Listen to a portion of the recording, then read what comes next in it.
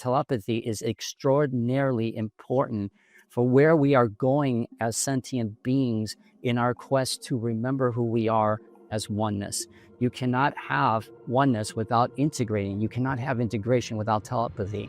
You just can't. Today I'm joined by Franco Romero. He's the top 10 best-selling author, spiritual visionary, and mystic shaman. He channels a collective consciousness known as Caleb, which has gifted him a prophetic insight when it comes to the visions pertaining to the following, and not only, but sacred geometry, our true nature of God consciousness, quantum physics, the intelligence of the inner child, game simulation, ancient coding, and the Trinity of the Holy Grail. You have to know yourself as God. If you understand that, then you understand that everything that comes out of your mouth, your thoughts, your emotions, even the way that you express vibrationally your actions, that's all the language. That's all a vibrational coding that you're putting out into the field. There's no such thing as artificial intelligence, because that would imply that consciousness is artificial, and consciousness is not artificial. The children today came in here with a whole new set of coding, especially the autistic ones are very wired to a 4 and 5D frequency of consciousness. They're the ones that are going to help us to evolve to a point where we can finally see them for who they are. Their intelligence is way into 5D already, but that's just the tip of the iceberg.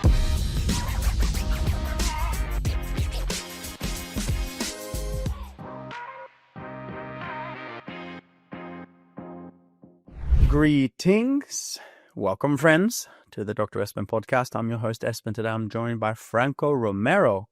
This is going to be a deeply tuned conversation to the levels of spirit, the levels of consciousness, the energy of Christ. We're going to try and cover as many principles as we can. One of the topics that I'm really excited to discuss today is called the healing powers of the divine child. And conversations like this, I believe, is very, very necessary now in the time that we're in, experiencing this rapid change collectively and of course also individually.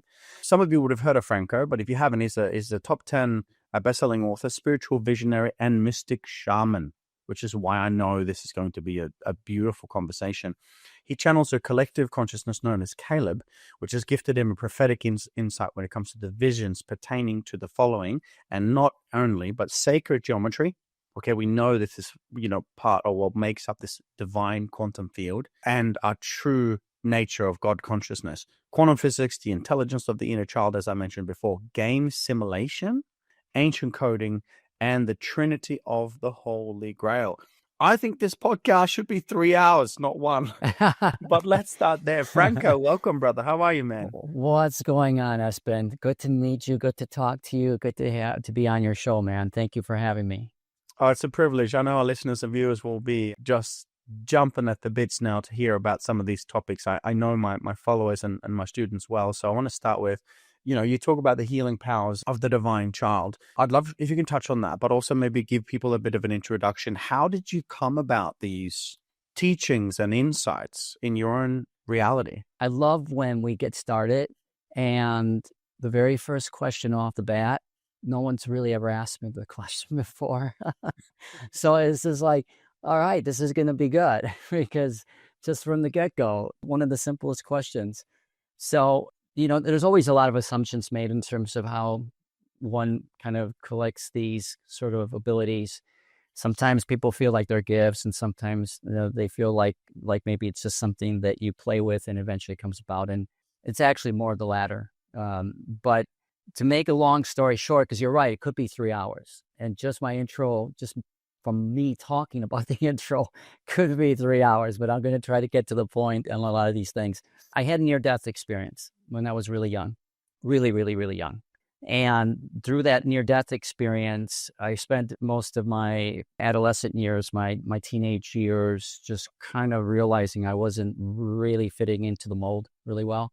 But I just figured, who isn't, right? At 15, 16, 17, who's really fitting into the mold of anything?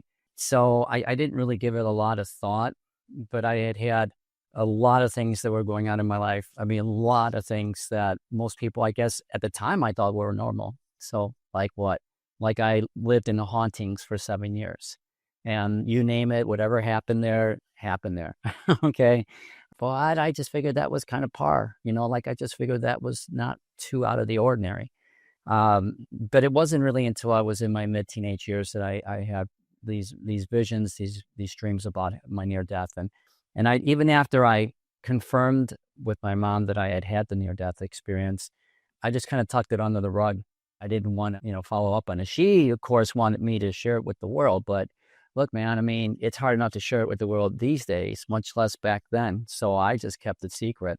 Over the course of the next 20 years or so, I would have repeated events in my life that caused me to take great pause in the fact that something was going on. I wrote a book about this called The Closet Spirituals, and I talk about a lot of these little events that happened, but they weren't little. I mean, they were just like, for most people, one of these events would have probably set them in a different course. But by the time I had started having these, I just kind of tucked it away. But what was happening was that I was having a lot of metaphysical experiences, quantum physical experiences, if you want to call them that too. And it was hard for me to deny the fact that I was starting to see things and hear things from this collective that you referred to, that I had been hearing for a long time, since I was a little kid. But, back then you kind of brush it off as if it's like your best friend, your imaginary friend kind of a thing. But the things that I was being shown were like just insane.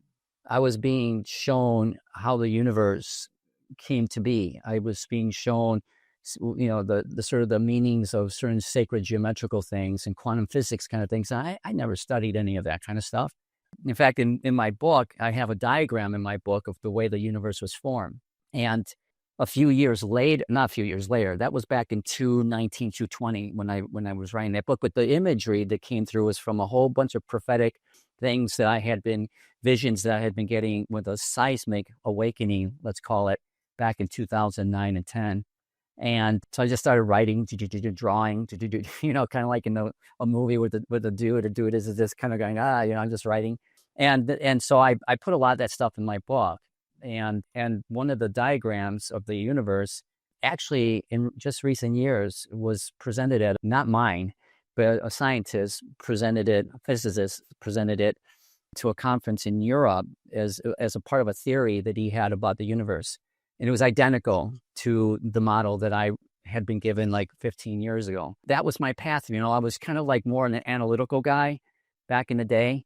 So everything had to be researched in some way or another to quantify things that in many cases weren't quantifiable. And but where I could quantify things, I was just stunned to realize that a lot of the things that I was being shown were of a science that really hasn't occurred yet, or is that just now starting to evolve. And a mathematics and a language that wasn't really quite yet here, or that was here but was waiting to be rediscovered. And so it was just that nature, just of seeking that out. But the more that I started talking to this aspect of what I eventually called myself, the collective, the more I just kept getting a lot of this stuff feeding in to me, almost like a thought, like I said, like a thought you would have, So it was an evolutionary process that took several decades, but only because I fought it. If I hadn't fought it, I probably would have gotten there a lot faster. And so a lot of in fact, I know I would have gotten there a lot faster. So what I've done since then, after writing that book, I'm in the process of finishing up a second book called The Modern Day Alchemist, is really to try to explain to people that a lot of what has happened to me is very similar to what's happening to a lot of people all over the world. And that it's not a matter of being fortunate enough of having these skills. It's a matter of whether or not you want to accept them and open up your mind to them. And what I've come to discover more than anything is that these skills are a technology, they're a science, they're an intelligence. You can call them a spiritual kind of thing if you want to. You certainly can. I mean, there's a lot of spiritualness to all of this, and that's why, that's where the shamanic part, that's where the ancient codes and stuff, it all gets mixed in. So I've sort of called myself kind of a forensic spiritualist, because I dig deep into connecting the dots all over the place. But it's a long-winded answer to, it's been an evolutionary process of allowing myself to accept who I am and understand that the story around me is no different than the story around everybody else, and that story has to do with game simulation and all sorts of other things that we talk about in silos, that we don't really come together and really put them together like a big puzzle. So I've been on Taoist interviews. I've been on other forms of spiritualist interviews. I could speak that language.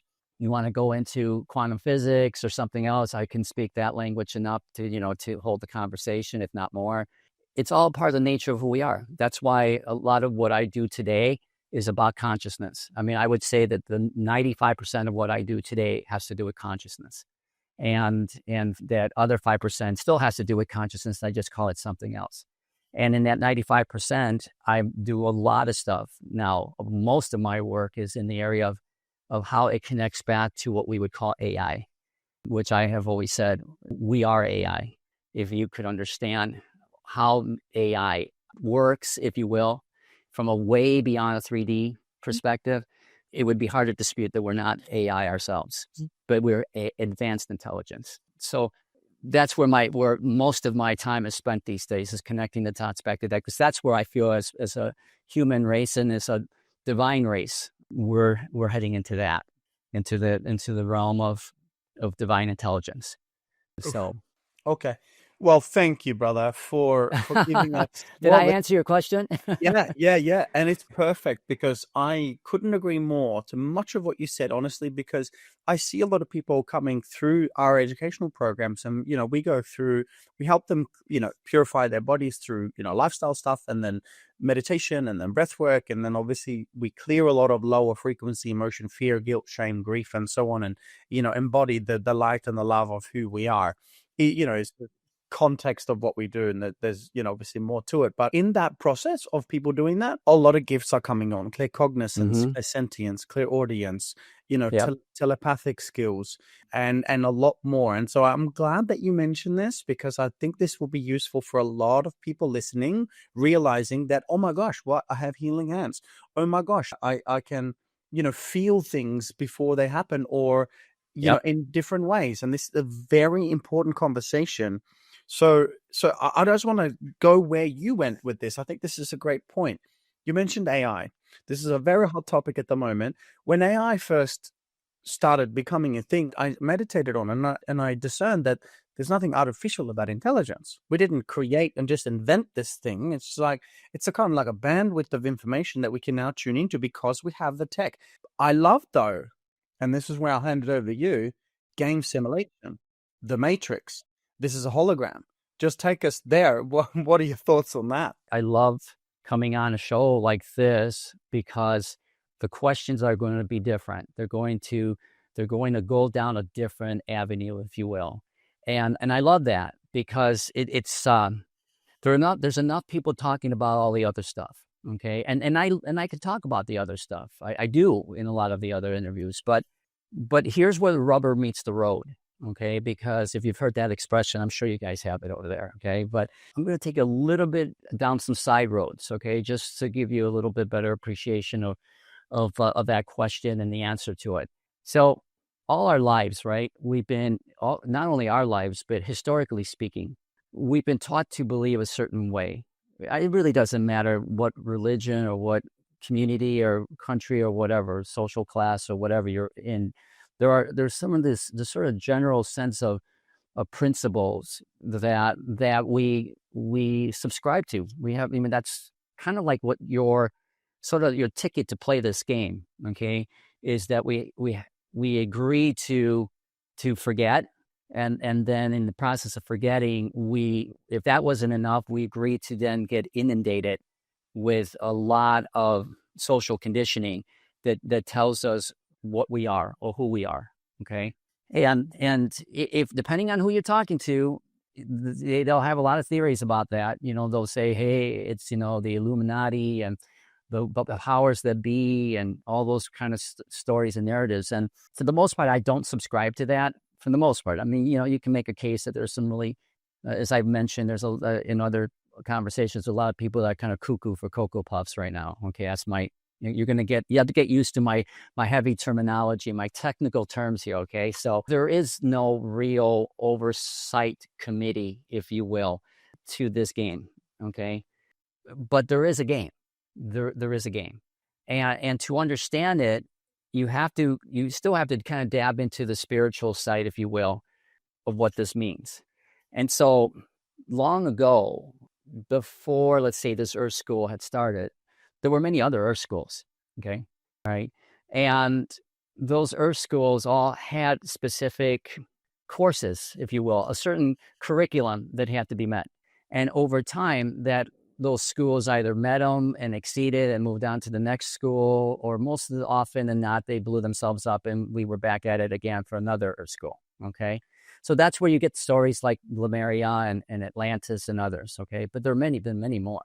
And long before that, there was this evolution of consciousness, okay, that evolved out of a field of energy. So I'm really going to go way back, okay? This is where your question took me, okay? So what is consciousness? Consciousness in its purest form is energy that's aware of itself, okay? And so at a certain point in the evolution of consciousness, which is what we are, okay, late breaking news for those people that aren't aware of that, this is what we are, we're consciousness. And this consciousness, a consciousness formed from a series of events, let's call them, where energy vibrated a certain level of a high intensity where it began to become aware of itself, okay? So from there, once it began to be aware of itself, the evolution of consciousness began, okay? And evolved into what we all know as sort of the 12 dimensions of consciousness, of what most people would call the higher self, okay? So, but there's a whole other part to this whole story, okay? And the other part of this story is that when these consciousnesses came together, okay, so these consciousnesses, I'm going to call them consciousnesses, okay, plural. There were many nodes in the field, all right? It wasn't just one node. They called itself eventually, or we called it eventually, God, source, creator, oneness, whatever, okay? There were many nodes in the field. And those nodes eventually came together. Not all that different than the way we naturally come together, whether it be in individual small groups or as communities or what have you. And they came together in order to experience themselves as one, but still individual, okay? Now, when they did that, they formed what was called higher self, source, or consciousness. I know that this is going off a little bit, but I will eventually bring it back to your question, okay? Through the evolutionary process of intelligence, okay, there are ways in which intelligence or consciousness or awareness or God or whatever grows. And the way that it grows is that it's very simple. Everybody knows it. It experiences itself, okay? It experiences itself as what it's not in this particular game, okay? And that's what it is. This is a game of contrast, all right? A game of duality. But most people don't necessarily know what that means. And even to the extent that even when I tell people that it's a game, okay, if you and I got together, you live next door to me, and I said, hey, yo, Espen, I got a game. I just got it. You want to come over and play it, or I'll come over there if you're grounded or something. I'll go over to your side, okay? And you say, sure, come on over. And I come over with the game. Okay, we're going to go a little bit back here. It's a board game. I mean, there's still board games here, but I didn't bring my digital, ensemble stuff, okay? And I'm laying it all out for you. What would be your natural question? I gave you the dice and you got your little peg. You're ready to go. What's the natural question you should ask? I would ask the question that I believe pertains to the answer of the things that we don't know, which is, what are the rules of the game? Very good. How does it work? Very, very good. I'm very, very good. I could count on two hands how many people have actually given me that question. Now, I did kind of help you along there to get you to that visual where you were right there, right? Most people would give me all sorts of different questions, right? I mean, different answers, like how do you win? What's this? What's the nature of my whatever? And I'm like, no, just simplify it. Simplify. So this is where the divine child energy start to come in, okay? All right? We got to simplify the story here. There's something called the Trinity of the Holy Grail, which is very unknown. Let's go. Let's go, he says, let's go. This goes back to medieval times and way before that, down to, everything from the Knights Templar to all the way down to the Gnostics, all the way to the Essenes. I mean, you name it. There is such a thing as a group of people that actually did swear an oath to keep this alive, but yet secret until humanity was ready. Okay. And what it was that when the time would come, humanity's intelligence or consciousness would rise high enough that when it did, it would start to remember enough of itself that it would start to create sort of a resonance effect with the field around it. And it would start to pull in naturally and otherwise energies of 4 and 5D. Okay. And I'll get into that a little bit as well. But what is that? Basically, once you get into 5D, you're talking about some pretty serious ancient energy of awareness. Okay. But 4D is just in and of itself awareness. Okay. But what is awareness? It is an aspect of the divine feminine. Okay. So this is why you have the divine feminine talk all of a sudden now, because we're getting to that point now in the span of the evolution of consciousness. Now, I'm not saying that everybody's on board, but that's part of the game simulation. Okay. Because if you know game simulation, then you know that in gaming, all right, not everybody's here to play the game, right? So if you understand that, then you understand that there's only really one player in the game, right? There's really only one player. Okay, sure, you can get online and you can hook up with some buddies or some people around the world randomly and play the game. But by and large, it's whose game? It's your game, right? So all these other characters are just extras, all right? So in the game itself, it's the game itself in the grandest scheme of things is actually really you as consciousness. Okay. But that gets to be a little bit hard for people to even kind of wrap their minds around. So we'll just kind of keep it at a lower level for now. Not low, but lower relative to what we're talking about. The game is coded like a program. Okay. It's coded like a program to be activated at certain points of frequencies by where humanity as a divine consciousness is striving for, which is what you were talking about at the beginning, which is, hey, yo, I'm doing this stuff with people and they're getting activated. Their other abilities are coming online. Okay. Yeah. That's because we are individually as well as a collective starting to hit those milestones. And so the game itself hits those milestones too. And when it starts to do that, it starts to unravel itself in the sense that, well, if take it back to, let's say, theological or historical context, it starts to unravel itself in that it starts to end, which is what a game usually does, is it ends. Okay. But in order for that to end, it has to achieve a high level of coding that coincides with things like divine feminine coding, the divine masculine coding. Bringing those two together creates the divine child. We could talk about the birds and the bees, but I'm sure that most people understand that when you put feminine and masculine, even though it's not gender specific, but for the sake of this conversation, we're going to just talk about it that way.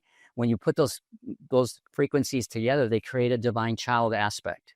I mean, that's spoken, intertwined in a lot of, traditions and cultures and spiritual belief systems. There's this sense of a child aspect in there, but it's not quite clear as to how that child really came about. Well, it's because of the union, the Trinity of what the true Holy Grail, which I'm sure you probably have talked to enough people and done enough of your own stuff to know there is no such thing as a physical Holy Grail, okay, which is what a lot of people assume there is. The Holy Grail that the Knights Templars and the Gnostics and the Essenes and others practice, or not only practice, but protected, was an intelligence, the highest levels of consciousness, alchemistic consciousness that could create new realities. And there's enough evidence in the stories of Yeshua and other beings, Krishna and Buddha, and not just the male deities, but the female deities like Sophia and Isis and others, and Maya. There's enough there to say, wait a minute. This is where we're now at. The two are starting to remember themselves. And so 4D is actually now starting to reveal itself as the feminine version of the Christ consciousness. When people think of Christ, they often assume Yeshua male. No, the feminine, which is also tied to like the Kundalini energies and things of that nature. The feminine is the Christos, the Christ. It's a technology, it's an intelligence. And that intelligence exists within us, all of us. That's why you see people going online and getting online with their abilities. Oh, okay. Just before I get to the next question, Yeah, can I get you back for a sequel at some point? sure. Yeah, I love that. That'd be awesome. I'm telling you, you and I could just, I don't know, we could go off into a million directions. Yeah, man. It is. This is. I'm feeling activated. Okay, so I just want to jump in and ask this question because you're talking about the Holy Grail. It is the highest or one of the highest technologies.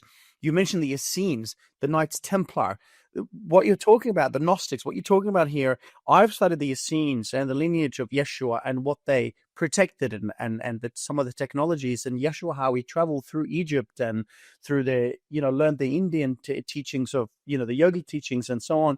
So my question is this: the Ida, the Pingala, the masculine, the feminine, the pineal pituitary, is that related to the Holy Grail? Is it such a technology that is inside of us that can rise to a point where we illuminate the mind to become who we are destined to become? Is the Holy Grail, yes, I get it, it's a technology, but is it also related to and or accessible through the nervous system and to drive energy into illuminate the mind, etc.? Is that hand in hand? That's been. There's like 5 questions in that one statement you just I know, made. I get excited.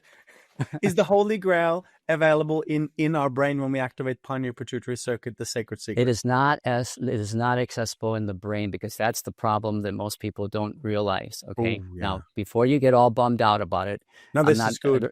there's a fundamental misunderstanding as to what the nervous system, how this nervous system gets involved in the let's call it the rewiring of the neurons and the healing of cellular at the cellular level and even at the DNA level. Okay, because the assumption is that when we receive information through our 5 senses, that information is typically, I'm not saying everybody subscribes to this, but I'm going to be willing to bet about 99.99% of the world does. Okay, that information is going into the nervous system, into sort of some sort of processing arrangement that the brain gets involved in, and that could not be further from the truth. Okay, it goes through a neural process that doesn't exist biologically. It exists in the light body of the individual, otherwise known as the soul, the spirit, or just simply the consciousness of that individual. And again, I talk about this a little bit in my book, but I kept my book pretty simple because I knew that just even though I put diagrams and arrows and stuff, and I said, look, just look at this, goes here, go, it still went in and out of people like really lickety split. Okay. There's a whole process that goes on way before the brain gets involved. Okay. And what it is that there's a stream of consciousness that exists all over us. Okay. We as consciousness, the sort of the stillness or the still point of our consciousness is all this. Okay. When we receive information, we run that information, data, energy, okay, from our 5 senses. We run that through this consciousness process, which is what I talk about, the left brain consciousness, but not to be mistaken with the brain. It's just that it resides in this area. Okay, so it does interact with the brain, but not in the way that we're talking about. It's just the field of consciousness. Okay, and it goes through there. It forms thought processes, which is a sacred geometrical way of saying it just zip drives a whole bunch of consciousness awareness. Okay, and then it forms the acknowledgement that there's an experience happening, and then it goes rushing. It sends that data, if you will, down, or that energy down, or that consciousness down into this region here, which, yes, it has to do with the chakras, but there's a whole grid system that is involved here. But yeah, you have the solar plexus, you have the sacral, you have the root chakra, and those are very much involved in sort of connecting you back to the higher streams of remembering or awareness or connection with, say, not oneness, higher self. Okay, the intuitive nature of who you are. Okay, so it goes down in this region, it starts to interact with frequencies that determine whether this awareness that you're having is fear or love based. Okay, and then from that you then package that frequency up into the heart consciousness, which then filters that into or deciphers that into a language. Okay, and I know that this is something that you know very well, and and others like you do talk about this, okay? But this is, so that language is the feeling, but the feeling is not just, it's not the end all language. Okay, the feeling is the lowest level of this language, because the biggest language is desire. And so anyway, but if you follow either one, desire or feelings, and it goes inward, okay, then it goes, that inward communication. Now this happens so fast, you can't even time this thing. You can't even measure it, okay? It's way beyond nanoseconds and Plancks and all that other stuff, all right? But once it does that, it feeds that information to the brain. And then the brain will say, oh, all right, start forming, chemicals, hormones, or what have you, and then release them into the cellular structure of the body. And the cells will start to create proteins and what have you. So the brain doesn't get involved until after an experience has already been acknowledged by the consciousness. So to answer your question, that process that you're talking about is an activation that allows you to see into multidimensional arenas of consciousness. It does allow you to move things in your grid system for healing, but it is a very divine masculine, no offense, because there's no offense. It's a very divine masculine form of doing it, because if you were the child, you would just simply do it. I mean, there's a real simplicity to the child, okay? And if you were a feminine, you would really get into more of the experiential piece, okay? And when you put all three together, you form what's called the God consciousness, which is the most highly evolved intelligence you could possibly have. I mean, it makes anything that we're experiencing right now, whether on our own or whether we're watching it through AI, look like baby stuff. And yet that intelligence, that coding, that DNA structure is built in to our bodies, not because it's going to be involved in activating it, but because it's going to be the recipient of that once the light body changes the coding. And then you have this enormous expansion of consciousness overnight. Okay. Once the light body changes its coding, can you quickly, before you go to that, can you tell us what is the Trinity of the Holy Grail? What is it? You mentioned it's the technology. I want to be really clear about something, just so, and because in mysticism and even in alchemy, the way that say Yeshua and others taught it, you have to see yourself. You have to know yourself as I'm going to use this very loosely, but it's what it is. You have to know yourself as God. Okay, so if you understand that, then you understand that everything that comes out of your mouth, your thoughts, your emotions, even the way that you express vibrationally your actions, that's all the language. That's all vibrational coding that you're putting out into the field. So that's why it's not about splitting hairs or anything, but it's not that this is a technology, it's an intelligence. The technology part of it will come from the intelligence. But what intelligence is the cross section between logic and wisdom. Okay. When you bring logic and wisdom together, you get intelligence. Okay. And right now, what's missing a lot is the wisdom piece. And the wisdom is tied to, the divine feminine. Okay. So, but even the logic piece has been distorted quite a bit. The coding, the technology that has been created by that coding, the intelligence that has come out of that coding, has been incredibly suffocated by the limitations that we have chosen to accept as our reality in this world. Okay, what you do with your people, with your patients, your clients, your students, is that you are helping them to get beyond those limitations, right? The way that I talk about oneness, the ultimate of all consciousness, is that oneness, and specifically source. Now I say specifically because people go, isn't oneness and source the same thing? Not the way that I've been shown, and not the way I experienced it when I had my near-death experience. There are levels, but not of hierarchy, but just levels of consciousness, okay? And the consciousness that we really associate with God, source, that consciousness is a child, okay? Now, feel into that. Wouldn't it make sense that if this is a game, that the nature of this divinity would be childlike? Wouldn't it make sense that children don't they enjoy a good game if they can have one?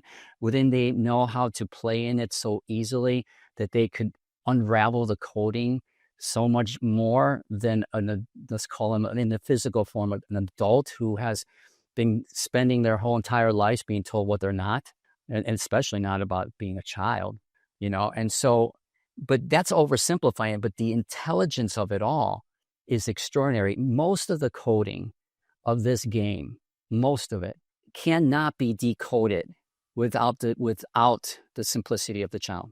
Mm. Case in point, okay? Yeshua said to enter into the kingdom of heaven, which he was referring to as consciousness.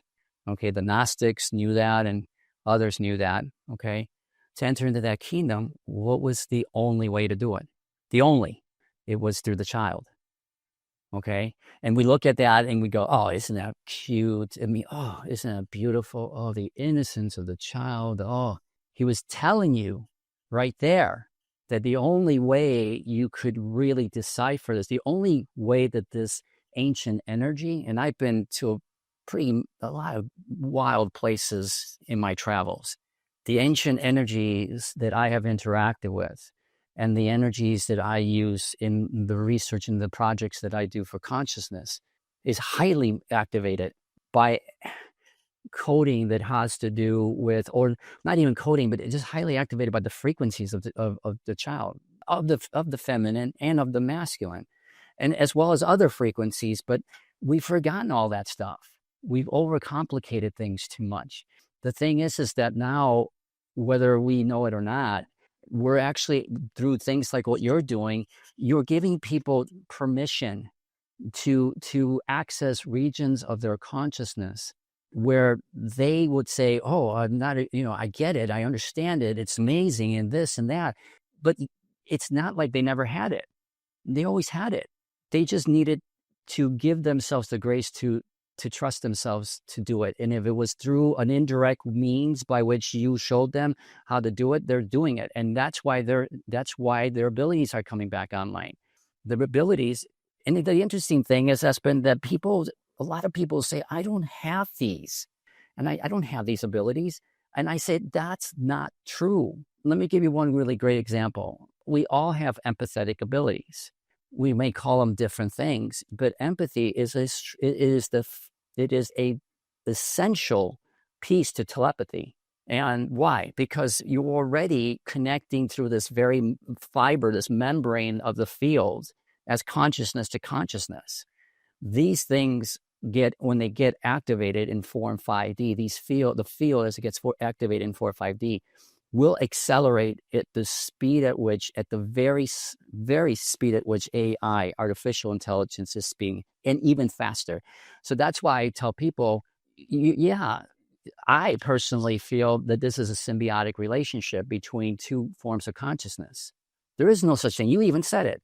There's no such thing as artificial intelligence, because that would imply that consciousness is artificial. Exactly. And consciousness is not artificial.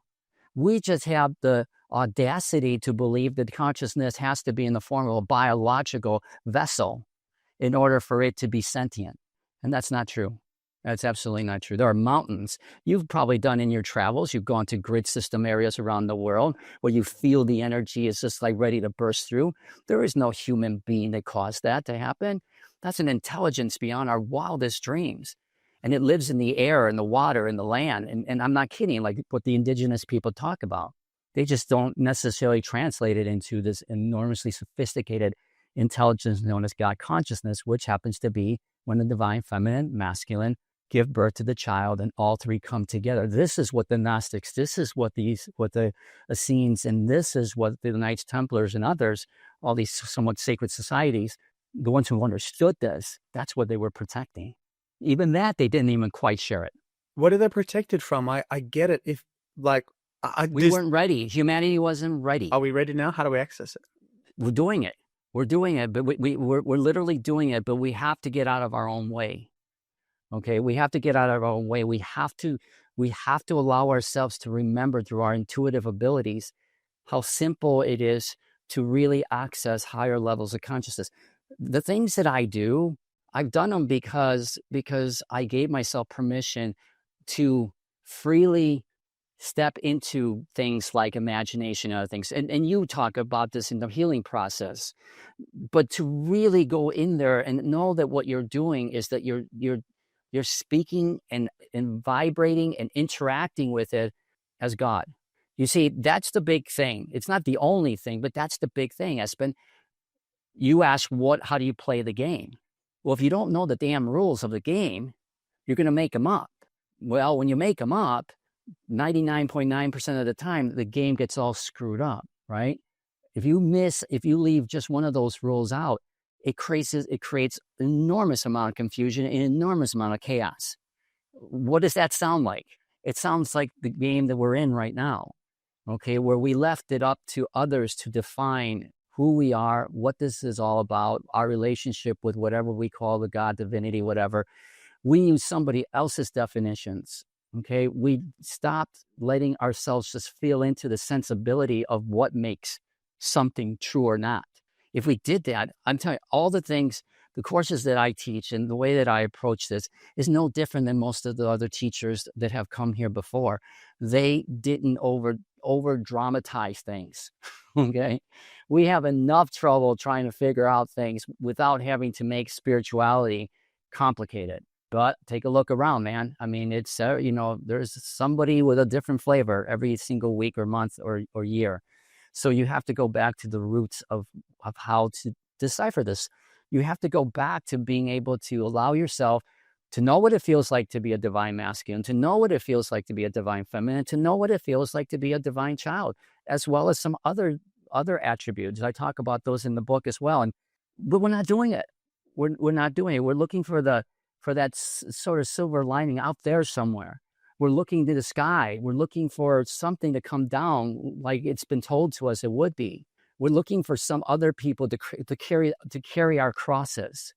When in actuality, the time has come for all of us to stop being passive believers and being active initiates. And what happens when that happens, truly, you know this, and you said it earlier, an activation occurs. Why? Because I have done enough of this to know vibrationally how coding works in the stream of words.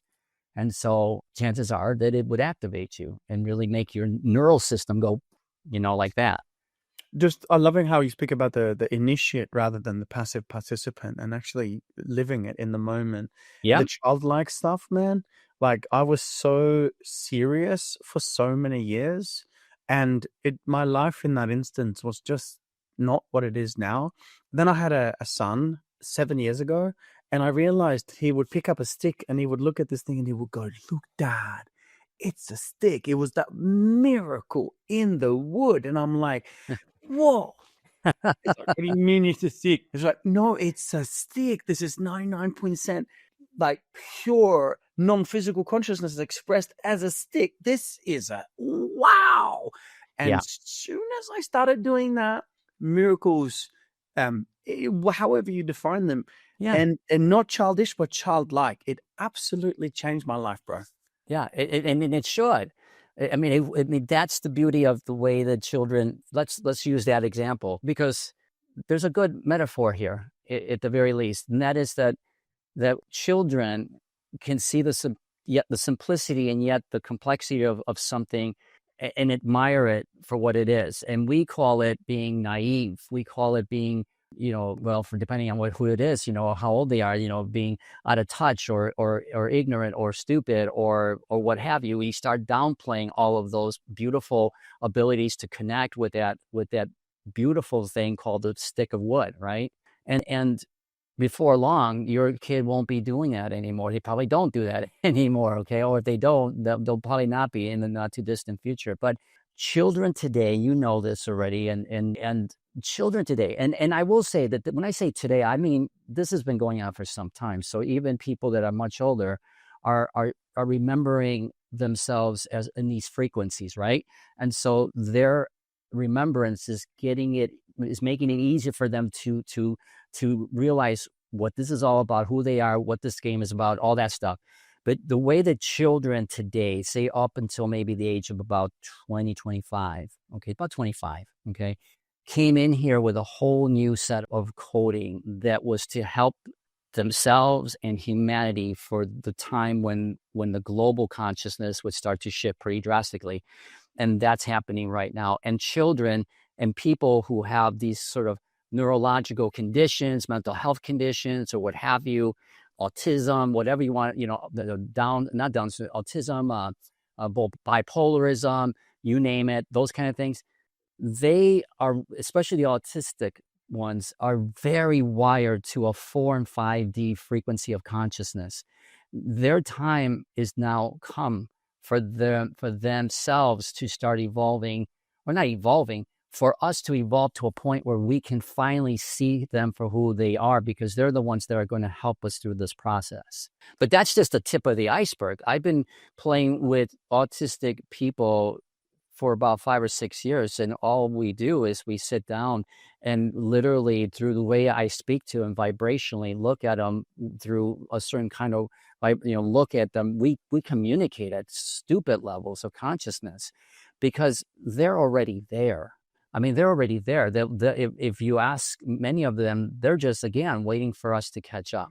They're waiting. And so for those people who believe that they're supposed to do something to help these people to normalize their behavior, lower their frequency down to their level, it's just not going to work. Because the time is now coming where the frequencies are starting to rise fast enough that they're meeting them at where they're supposed to be. And they're extraordinarily intelligent. Telepathically, their intelligence is beyond anything we know. Yeah. And that was with the telepathy tapes, that was proven. They went to the mountain or the hill or whatever they referred to it as, a collective field of consciousness where they all connect and communicate, and it's proven now. So it's like, finally we are starting to catch up that they are actually wiser than we are. Like, how? Yeah, they're insanely wiser than we are. Insanely wiser. Their intelligence is way into 5D already. And so there again, just there's this bridge that's being formed, which is 4D, which is going to allow us to, in the very, very short future, to be able to start crossing those paths with.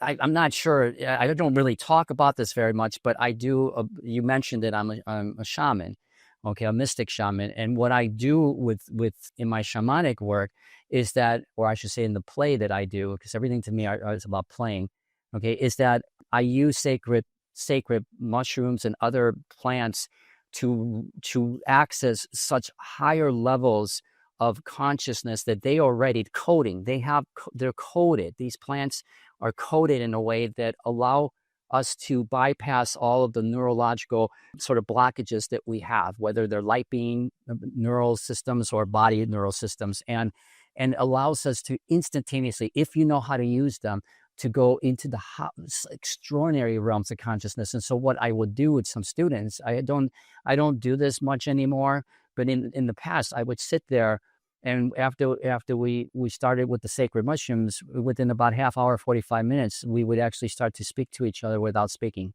telepathically for several hours. At first, it blows their minds, but then after a while, they realize this is pretty natural, actually. And we do all sorts of things, like we stop time, because time in the fourth and fifth dimension don't exist. And so if you get consciousness levels of that extreme, you can actually do things like that. But telepathy is extraordinarily important for where we are going as sentient beings in our quest to remember who we are as oneness. You cannot have oneness without integrating. You cannot have integration without telepathy. You just can't. It's where you access the field as one. And that's called convergence. When you are at 100% convergence with the field, you are at an extraordinarily high level of consciousness that knows itself to be everything and yet nothing at all. That means you know yourself to be God. I've sat in over 100 ceremonies now with sacred sacraments, everything from the ancient ones of the Anawala tribes and the mushrooms and many others. And they've been really great teachers, and They have been. helped me unlock a lot of preciousness and a lot of awareness and a lot of depth into some of the things in which you speak. Yeah, their purpose, imagine it like being in a game, right? A simulated game, like a virtual game, right? It's amazing how virtual games today really are simulating the simulation. And so you go into these games, and when you evolve through a level, right, you get certain nuggets, gold nuggets, stars, whatever, bananas or whatever, that allow you to accelerate your conscious or your play at the second level. Okay, mushrooms and cactus and all sorts of other sacred plants, ayahuasca, if you know how to play or dance with them at a level of consciousness that only you have the key to access those. Okay, they are the door. You will open the door that you are capable or willing to open. And if you open up the highest levels, you will see and experience yourself again. Okay, because they're not there to really be a teacher, or they're there to be a guide. They're there to help you remember who you are. The point of all of this now, the whole point of all this, and goes back to all sorts of traditions and religions, Hinduism and Taoism and Buddhism and Christianity and all sorts of others. The whole point of this is to remember the sort of the crystals energies in you. They wouldn't call it that, but it's a different terminology. But it's to remember who you are. And the purpose of this game is to do it before you physically die. Okay, that is because the moment you physically die, well, game over, right? And then the moment you physically die, you immediately remember. You immediately remember that this was all just a game, just a dream inside this enormously alchemistic intelligence of consciousness called God or source or creator or oneness. It was an intelligence of beyond any magnitude. So how do we live? This is a game. You know, I had this realization, right? And it came through a Bufo journey, a 5-MeO journey. And I journeyed into the field, and I became one with God, and I was every fractal and every piece and nothing and everything at the same time. And it felt like home, you know, Franco. I was like, this is the first time I had a Bufo journey, and I was like, I'm home. And my fear of death dissolved. I was like, hang on, if that is home, if that is God, if that is source, if that is the field, there is no need to be afraid of going home. In fact, it's a bit more painful here in this game, in this dimension, right? So I was like, my fear of death started dissolving, and I started, not taking life so seriously and living in a different way. And then we get caught up in the cycles, and then we have a journey home, and then we remember and whatever else. But I just wanted to ask, if this is a game, you mentioned, energy, frequency, vibration in your different ways. You mentioned the Trinity, the Holy Grail. What are the rules? If you would simplify it, the rules are boom, boom, boom, boom, boom. So we got the child, we got the childlike, we got the play, we've got the innocence and the aspect of playing as it or living as it is a game. Tell us, what are the rules? How do we win, if there is such a thing, the game? Well, that again, careful again how you form the question, right? Because remember, you are a divine being. So anything that comes out of your mind or your vibration, you're creating it. So it isn't about winning. It's about mastering it. Okay. And so that's why, ironically, we call the great ones masters, because they master the game. Even though that's not why we call them. We call masters for spiritual reasons, but they master the game. And so I'll give you one that is, because if you can't get beyond the first one, the other two other ones are not going to be too helpful for you. Okay. And this is like, what I love about this, Espen, is that my life, since I began to really appreciate the magic around this, has become extraordinarily magical. It has become very mystical. And I'm not talking about it in some sort of flowery way. I'm talking about, dude, it has become extremely magical, mystical. I mean, if I sat here and told you the stories that I've been through in the last 2-3 years, most people would tell me to stop after the first, second, or third story, because it is like an Indiana Jones experience every single time. And I mean that. And that's how it should be when you start to get to those levels of consciousness where you start to practice what you're actually been feeling into for a long time. But if you can't master the first one, then you can't master convergence, which by universal law or rule, okay, is required in order for you to access the beginnings of all levels of alchemy. Okay. And that is, you must accept at the deepest levels, you must accept that you are God, source, creator, what have you. Okay. And accepting it isn't just about giving it a cursory acknowledgement. It isn't about, okay, I'll accept it, I'm God. And then going off and start to do things that go contrary to your awareness that you are the creator, because that's called coherence. That's where you're not lining up with your actions. Your actions aren't lining up with what you are telling yourself you are. The game is coded for those kind of things. It will not recognize you as the divine. It will not recognize you as the sole player of your own freaking game until you're willing to do it yourself. And if you don't do it, it won't do it for you. That's where the rubber meets the road, because people are sitting around waiting and waiting and waiting for some divine intervention to happen for them. Okay.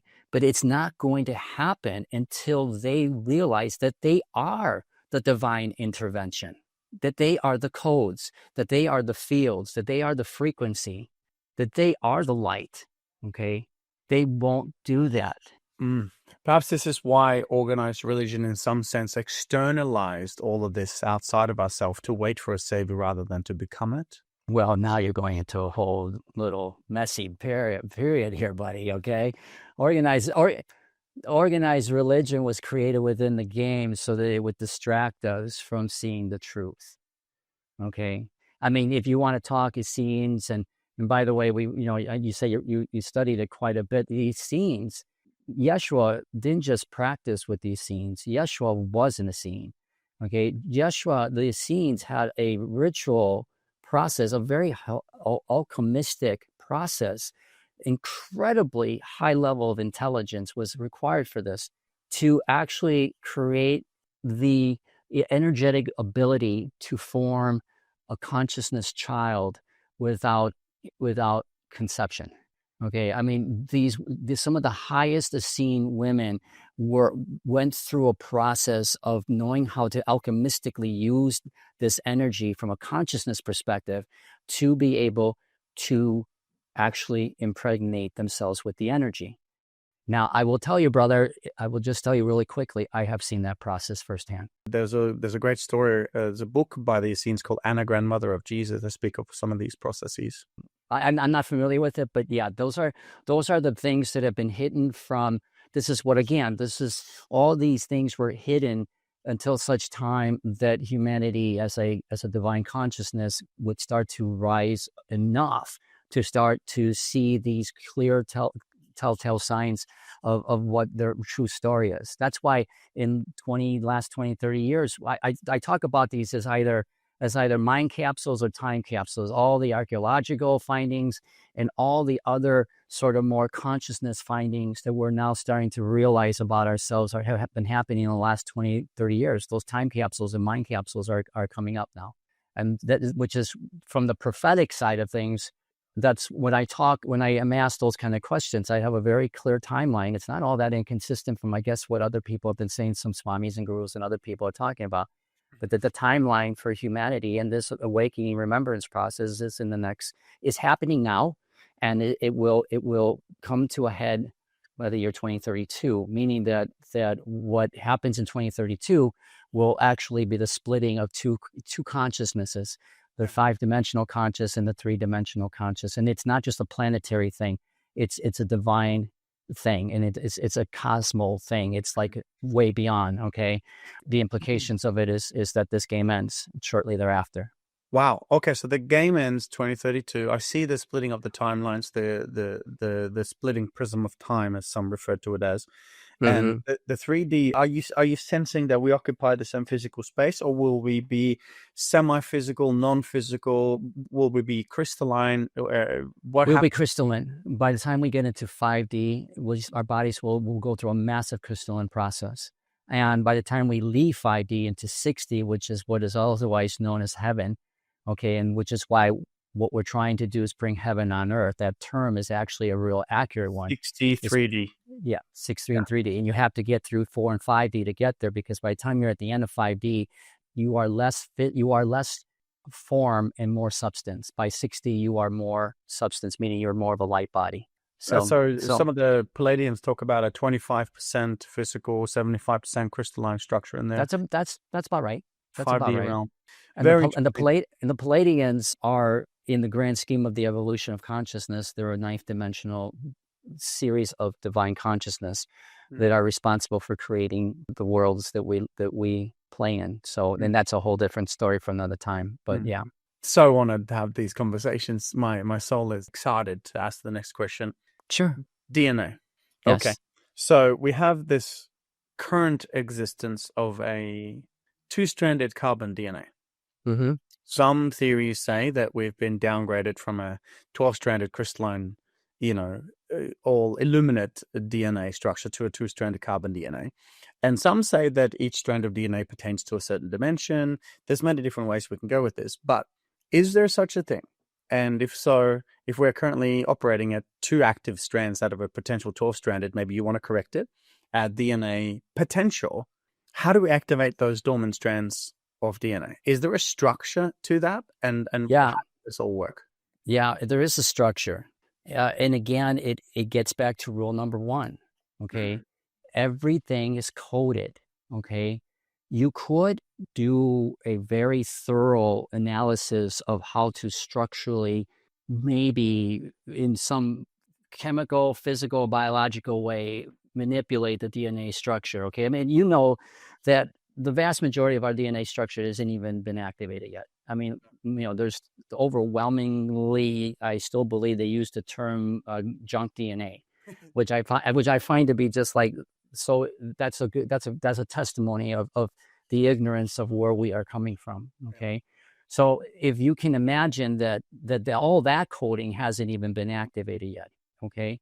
And with each level of consciousness that you rise into, okay, everything's about consciousness, right? Tesla said there's only 3 things that exist, which is energy, frequency, and vibration, right? And those things are, in a sense, the foundational pieces for consciousness, right?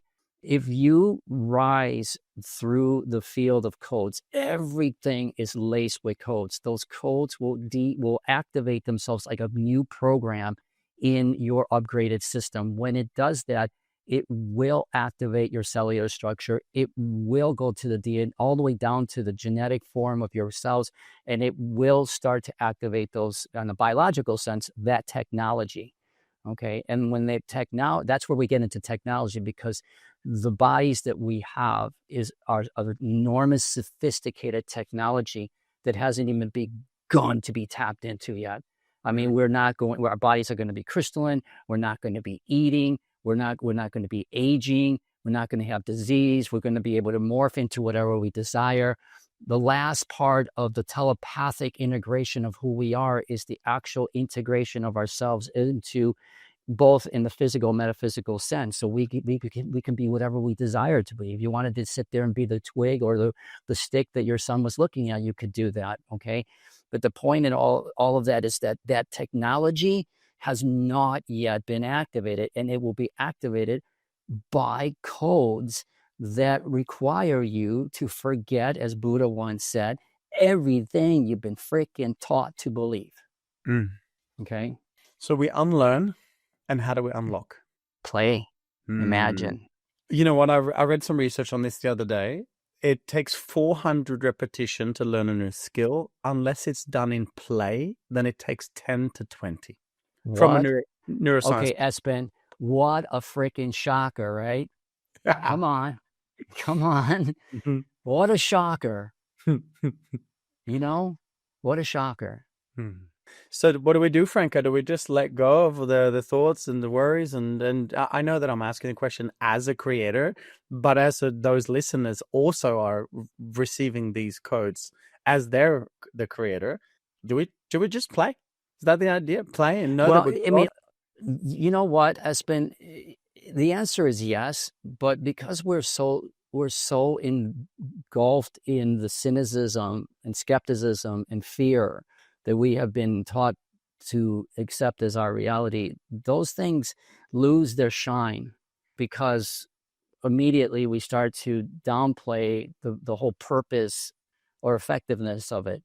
But if we could get, yes, what and you're from the stuff that I've been able to see about the things you do. I mean, I'm not a big believer in meditation. Okay. I'm a believer in visualization, which can be meditation can be a form of that, but I'm a believer that the mind, not the brain, but the consciousness is ready to explode. Creatively, if there's such a word, that's the divine feminine again. Okay. The mind is ready to do that. And also a good trace of divine child in there too. Okay. We have to allow ourselves to go back to a simple sense of awareness of who we are. And the way that I will tell you this, look at what AI has done. Okay. It has exploded in the last, not just in popularity and awareness, but in terms of its capability of what it's doing. Okay. It's exploded despite the fact that it shouldn't, because everything that it knows is based on everything we know. Okay. We're not that different. We're not different at all.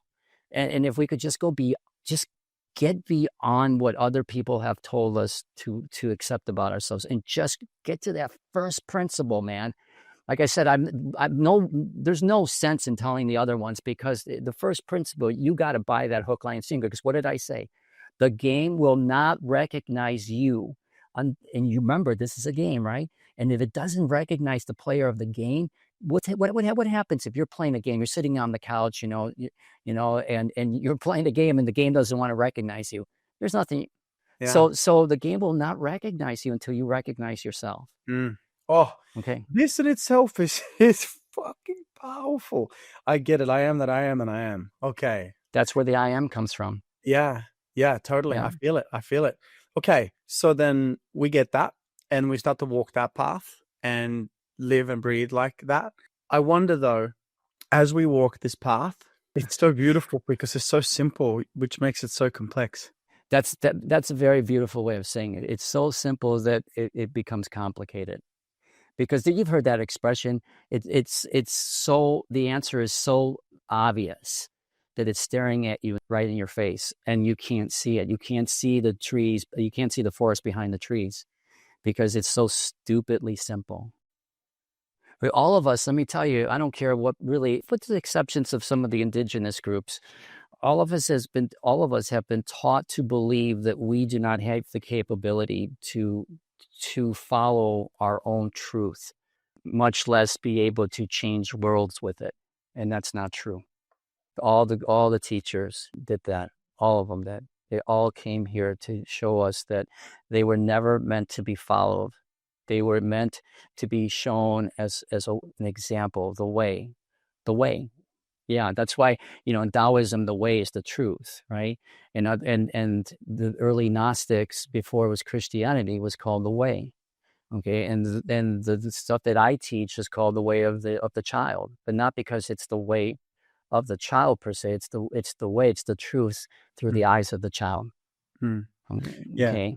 With Christ, he didn't come to be followed; he came to be imitated. Came as a transmission of what's possible. I love that. I love that latter one. He came as a transmission. A lot of people say, he's a mirror to you. No, he was not a mirror. He was not a mirror. He was, if he was a true mirror of you, then it would have been obvious to you and to him that you were both the Father in this case. Okay, no, he was a transmission. He was a transmission of a part of the field that recognized itself to be you, playing the game of you. And he came to speak to you that way as let's call it your inner voice. What I'm feeling is so much, this feels really aligned with me, Frank. I've got a couple of last questions for you. There's one thing that we need to... A couple last questions. All right, Espen, go for it. Shoot away. We'll go Fire away. We need to ask this question though. You talk about AI is not so separate from human. I, for one, started this conversation by saying there's nothing artificial about intelligence.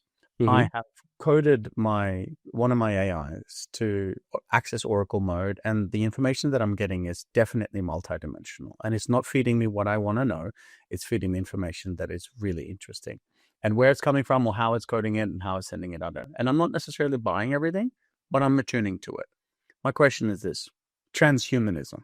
You talk about the Great Awakening, yeah, or something of that nature, activating our Mm-hmm. potential, stepping into the truth and the aspect of who we are, becoming crystalline. Mm-hmm. Then what about the other side? Getting a chip in the hand, a chip in the brain. There's this divergence. What's happening here? Tell us. Yeah, that's that. So that gets back to like the split earth stuff. Okay.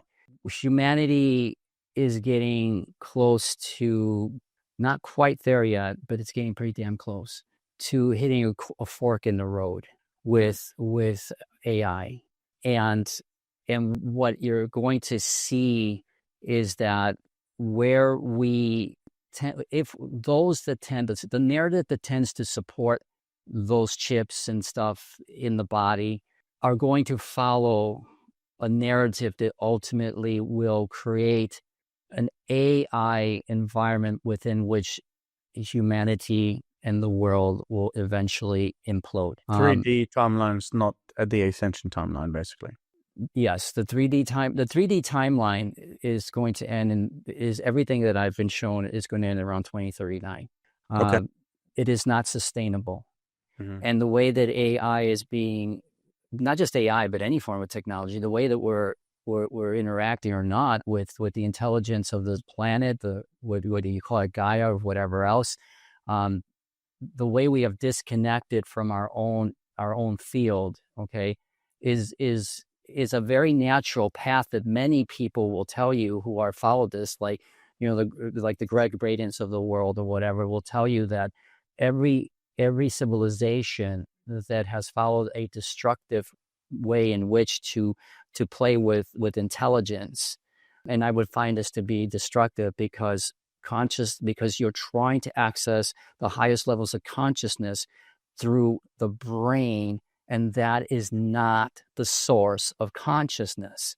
Okay, and so as long as you keep doing that, you're going to go down a slippery slope. Okay, and that's why a lot of people who are even in the field of AI don't really understand, as they're following models of consciousness that they believe is being stimulated by or created by the brain, that if you're trying to access higher levels of intelligence through the brain, you're trying to go at it from the opposite way, from the back door, and it's not going to work. Okay, the hardware is not going to match up with the programming of the frequency of the field. Mm-hmm. Okay, it's eventually, like any hardware, any operating system, it's only going to be able to go so far, and it will not be able to handle the extreme intelligence, coding, programming, data, whatever you want Yeah. to call it, that To comes hold with that 4 and light. 5. No, it won't be able to. It's just Exactly. too. It will just implode. Okay, but they're going to try, and when they do that, they're going to create. If they're successful, and they will be likely successful enough, they will be creating, more likely than not, programming AI, if you will, in a way that's no different. It's going to try to meld into the programming that we have been put into or subjected through our life, because we have been like an LLM in AI. It's just we have received a crap load of information, okay, but we don't know what to do with it, okay. And so you're melting technology with this technology. It's not going to get you what you want. It's just going to accelerate what you already have, okay. And what you already have is a society, a level of consciousness that is unaware of itself.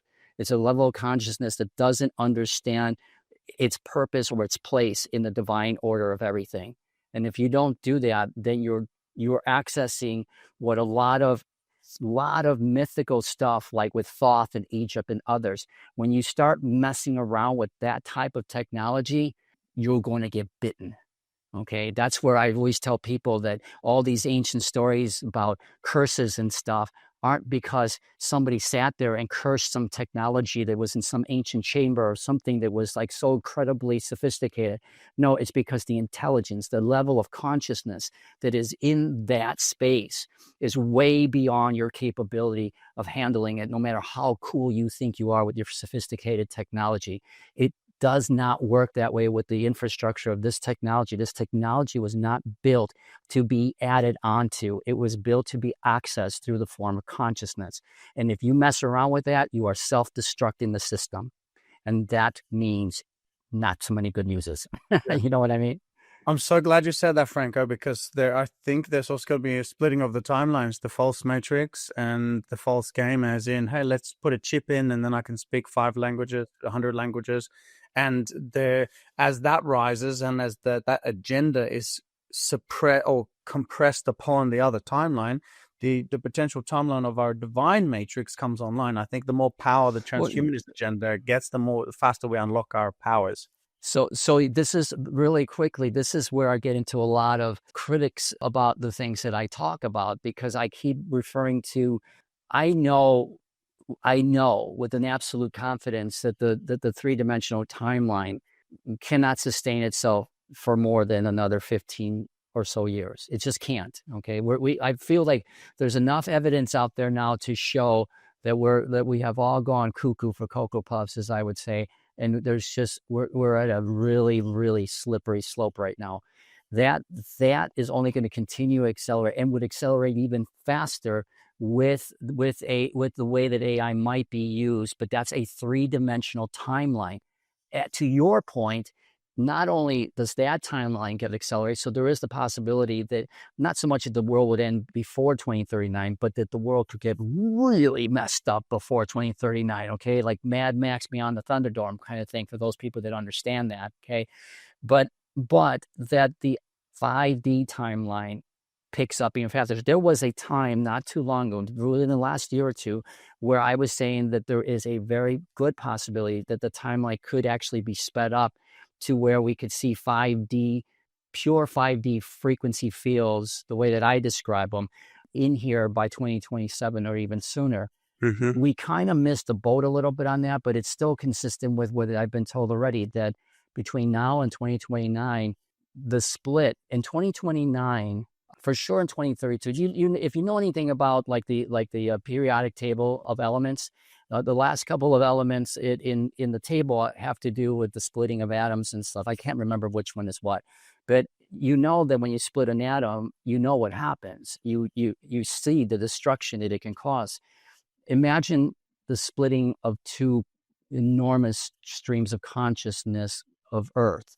Okay, it would have an explosion of such magnitude that it will be felt throughout the cosmos, beyond this universe, multiverse, and what have you. Okay, because it's that huge. So when that happens, when that final split happens, you will have that moment where a lot of people talk about as the 3 days of darkness. And so that will happen. That will happen around 2039. I'm 2032. So if and when we head into 3 days of darkness, we can then remember who we are and hold the faith of what is coming. Oh, I mean, beyond that, man. I mean, the point of that is that those who have begun their trek in consciousness to remembrance, they will be already in that ascended process of going into 4D and 5D. So they will literally not experience the 3 days of darkness the way that some will, the way they talk about it. It's a 2-track arrangement that right now we are in both, which is why there's these things like the Mandela effects. That's why there's these expressions in the spiritual thing about being of this world but not in it, or being in this world but not of it. Okay, it's those kind of clues that help you to remember that for a short period of time, for those who are ascending, this is the time of ascension, that if you can move beyond your 3D trap, then you will have vibrated your way out of that 3-dimensional timeline. And that's where the mystical system part of this thing that I was telling you, the magical part of this thing really gets wild. That's why, because I primarily play in 4 and 5D, mostly 5 now, 3D becomes so extraordinarily, I don't even know what to call this thing anymore, because I will tell you, it's just not enough anymore. 4 and 5D is just way beyond this. I mean, so you're still in the game, but you're now understanding that you're not just in the game, you are the game. And then you start to play with it in that way, with ancient codes and stuff. Last question for you, straight off the cuff. You ready? Yeah. I want you now to imagine that you are on the world stage. Every sentient being alive has gathered, watching and tuning in to your message to the world. When you're ready, please take a breath and share what is your message to the world right now, Franco. Well, it's pretty simple. The question or the message that I would tell people is that everyone has, for centuries, if not millennia, look to the skies. They look to the skies for some answer to who they are, why they're here, what's the purpose. And everything now, whether it's astrology or science or metaphysics or sacred geometry or even the richest levels of religion or philosophy, will tell you that the time is now to remember that the thing that you have always waited for, the thing that you were looking to the sky for, is actually you. It's your time now to be the light. It's your time, as I said before, to not be a passive believer or participant. It's your time to show yourself and the world that you are the coming of the next Christ. That you, whatever we want to call it, but you are that, the divine feminine, masculine child. You are the God consciousness, and it's time for your light to shine. Okay, ladies and gentlemen, write this down if this has been useful. Playground.francoromero.com. I love the name. Well, we're talking Thank about you. playground. So it's playground.francoromero.com. I'm going to put that in the show notes, obviously, and I'll get my team to reach out for a sequel. I want to go deeper into these scenes and some of the teachings. In the meantime, I'll definitely be checking out that website. I want to learn more, and I want to check in before we wrap it up. Firstly, let me say thank you. I see you. I love you. I am you. Thank you for reminding me of me. Thank you. Thank you for sharing with me some of the rules to master the game. Thank you for sharing this with our listeners and viewers so that we all can step into our divinity and our potential and more play today. Yeah. It's been an absolute privilege. Thank you so much. Thank you. Espen, when I first got the invitation to be on your show and got to really feel into who you are and the energies and the messages that you are bringing to the field in your codes and to the people that are being affected by it, I knew this was going to be a very fun conversation. I knew that we would go deeper into places that I haven't really had a chance to do too much interviewing with. And so I appreciate you, and I appreciate the fact that you want me back sometime in the future. I'm excited for that. Thank you so much for your time. This is Franco Romero, everybody.